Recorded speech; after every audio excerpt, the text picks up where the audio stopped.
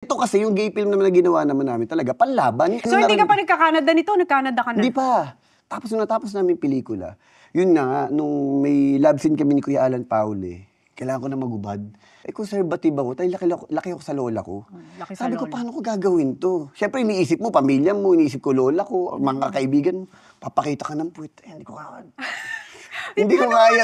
Hindi ko ano. Anong nangyari kasi ganito, di magubad na ako. Ang daming mga bading na nanonood, ganun. Parang kinaabangan yung, yung love scene. Sabi ko kasi, parang nakalimutan ko may love scene ako na magpapakita ng puwet. 1 oras na hinto yung shoot.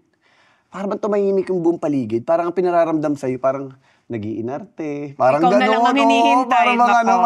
Parang ikaw yung may problema. Parang, alam mo na yan, di ba nung tinanggap mo to, bakit ngayon gagawa mo na, bakit biglang may ganyan? Ikaw na lang cause of delay. Oo, cause of delay. Parang may problema. Nakaka-pressure, di ba? Nakatahimik ako gano'n. Sabi ko. Tapos nararamdaman ko na, sabi ko talaga sa sarili ko, sabi ko, gagawin ko to para sa pamilya ko.